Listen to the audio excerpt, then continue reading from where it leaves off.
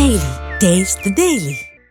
తెలంగాణలో కొత్త మద్యం దుకాణాలకు దరఖాస్తులను స్వీకరించాలని ఆబ్కారీ శాఖ నిర్ణయం తీసుకుంది. ఉన్నతాధికారుల సమావేశంలో తీసుకున్న నిర్ణయంతో రేపటి నుంచి ఔత్సాహికుల నుంచి దరఖాస్తులు స్వీకరించబోతున్నారు.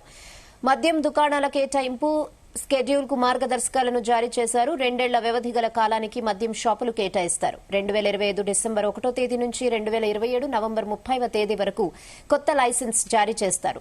కొత్త మద్యం దుకాణాలకు అప్లికేషన్ ఫీజు కింద 3 లక్షల రూపాయలు చెల్లించాల్సి ఉంటుందని అధికారులు నిర్ధారించారు. ఎక్సైజ్ చట్టం 1968 ప్రకారం శిక్ష పడిన వారు దుకాణాలను పొందేందుకు అర్హులు కారని ఎక్సైజ్ శాఖ అధికారులు తెలిపారు.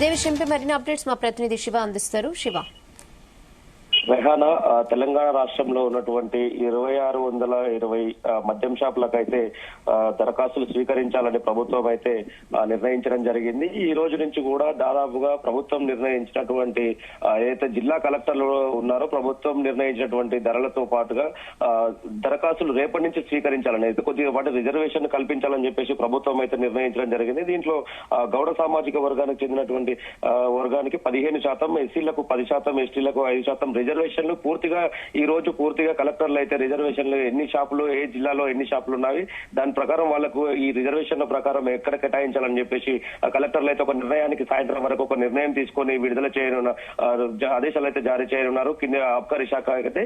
అనంతరం రేపటి నుంచి కూడా దరఖాస్తులు స్వీకరించి పూర్తిగా రేపటి నుంచి దరఖాస్తులు స్వీకరించడం అయితే జరుగుతుంది. దీనికి వచ్చేసి వచ్చే నెల 18వ తారీఖు వరకు కూడా ఈ మద్యం షాపుల కోసం అయితే టెండర్లు అయితే పిలిచి దరఖాస్తులు అయితే తీసుకోనున్నారు. దీంట్లో దరఖాస్తులు చేసుకునే వారు అయితే ఎలాంటి క్రిమినల్ కేసులు లేకుండా, అదే విధంగా దీనికి సంబంధించిన ఎక్సైజ్ యాక్ట్ ప్రకారం ఎలాంటి కేసులు లేకుండా, ఎక్సైజ్ శాఖకు గతంలో ఏమన్నా పెండింగ్ బిల్లులున్నా కూడా వారికైతే అవకాశం లేదని చెప్పేసి అధికారులు అయితే నిర్ణయించడం అయితే జరిగింది. దీనికి వచ్చేసి పూర్తిగా దీనికి 18వ తారీఖు వరకు, వచ్చే నెల 18వ తారీఖు వరకు కూడా ఈ దరఖాస్తుల స్వీకరణ ఉంటుంది. 18వ తారీఖు నుంచి కూడా మొత్తం దరఖాస్తులు 19 నుంచి కూడా దరఖాస్తులు అయితే తీసుకోవడం అయితే జరగదు. దీనికి సంబంధించి ఈ సంవత్సరం 2023 నుంచి 2025 ఉన్నటువంటి 2 సంవత్సరాల టెండర్లు పూర్తిగా నవంబర్ 30వ తారీఖు వరకు అయితే ముగిసి ఉండడంతోనే ఆ లోపున ఈ టెండర్లు వేసి అప్పటి వరకు కూడా షాప్స్ లైసెన్సులు అలాట్ చేయాలని చెప్పేసి ఆ ప్రభుత్వం అయితే నిర్ణయించినటువంటి పరిస్థితి ఉంది.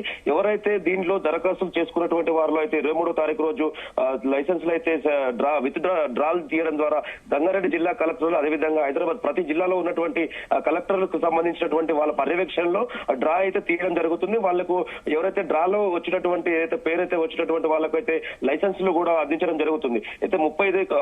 అయితే నవంబర్ 30వ తారీఖున లైసెన్సులు పూర్తిగా వీళ్ళ పాత టెండర్ కు సంబంధించినటువంటి లైసెన్సులు అయిపోవడం జరుగుతుంది. డిసెంబర్ 1వ తారీఖు నుంచి కొత్త లైసెన్సులు పొందిన వారు, కొత్తగా డ్రాలో పేరు వచ్చినటువంటి వారు అయితే డిసెంబర్ 1వ తారీఖు నుంచి అయితే లైసెన్సులు అయితే కొత్త లైసెన్సులు అయితే ఎక్సైజ్ శాఖకు సంబంధించిన అధికారులు అయితే జారీ చేయడం అయితే జరుగుతుంది. అయితే గతంలో ఉన్నటువంటి ఫీజును కూడా 2 లక్షల ఫీజు ఉన్నటువంటి ఫీజును కూడా 1 లక్ష రూపాయలు అదనంగా పెంచి ప్రభుత్వం అయితే నిర్ణయం అయితే తీసుకోవడం జరిగింది. దీంతో ప్రభుత్వానికి కూడా చాలా ఆదాయం వచ్చే అవకాశం ఉంది. 2620 షాపులకు గాను గతసారి టెండర్లు చూసుకున్నట్లయితే 1350 కోట్ల రూపాయలు అప్లికేషన్ల రూపంలో రావడం అయితే జరిగింది. పూర్తిగా టెండర్ జరుగుతున్నటువంటి సమయంలో 3500 కోట్ల రూపాయలు అయితే రావడం జరిగింది.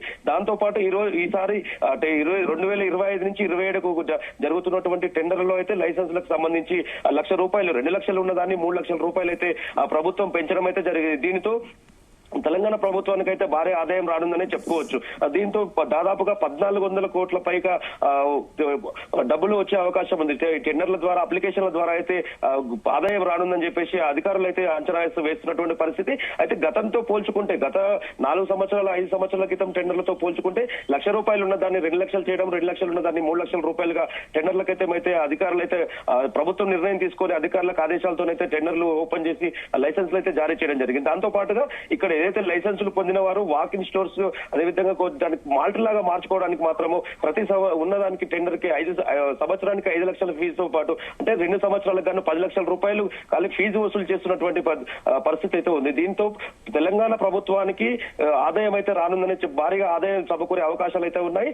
దీంతో ఈసారి జరిగే ఈ టెండర్ల ప్రక్రియలో, అదేవిధంగా లైసెన్సుల కోసం పోటీ పడే వారి సంఖ్య కూడా పెరుగుతూ ఉండొచ్చు అని చెప్పేసి తెలుస్తున్నటువంటి పరిస్థితి అయితే ఉంది.